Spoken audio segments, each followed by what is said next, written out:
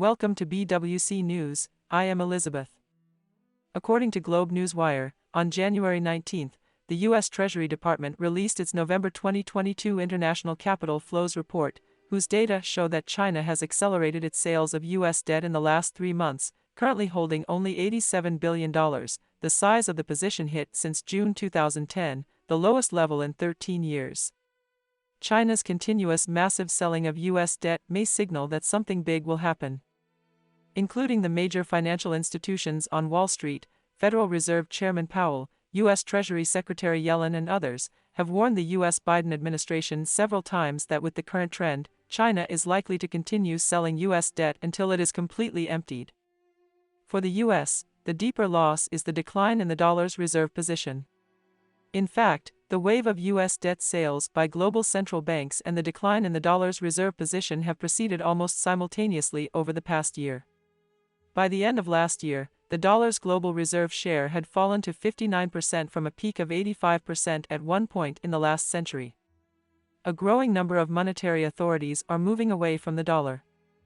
In some ways, China's dumping of U.S. debt is risk aversion, as U.S. sanctions and the freezing of assets in countries such as Russia and Afghanistan suggest that continued investment in U.S. debt would be a significant security risk.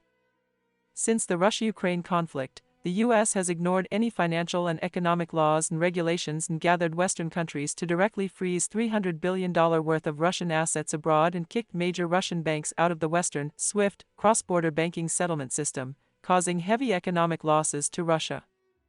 With Russia's previous experience, China's overseas assets will be at risk of being frozen if something happens in the Taiwan Strait. Previously, some U.S. lawmakers have proposed to confiscate Chinese assets in the United States.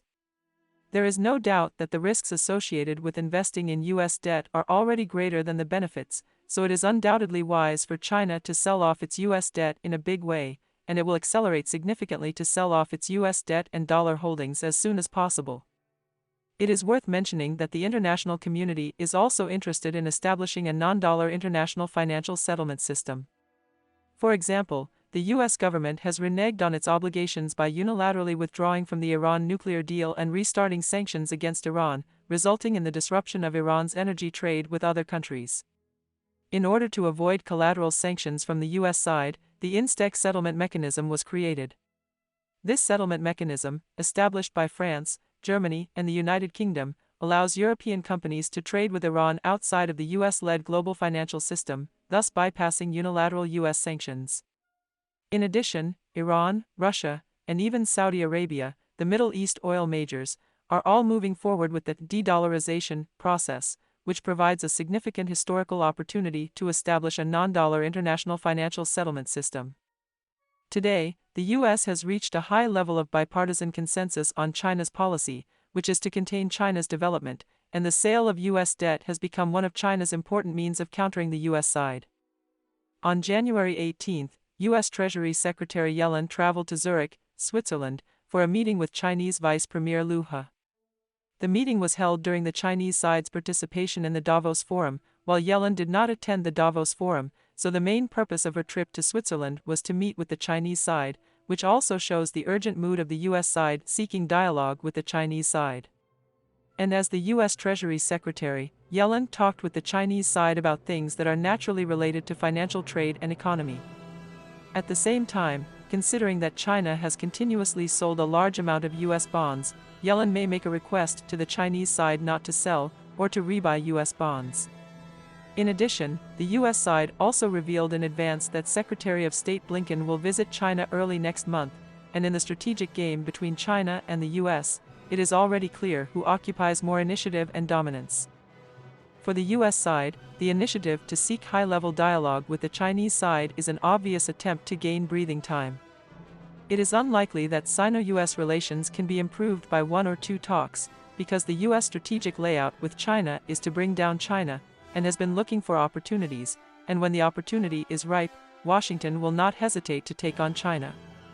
The U.S. is seeking to manipulate a proxy war in the Taiwan Strait after using the Russia-Ukraine conflict to continue to weaken and deplete Russia's power.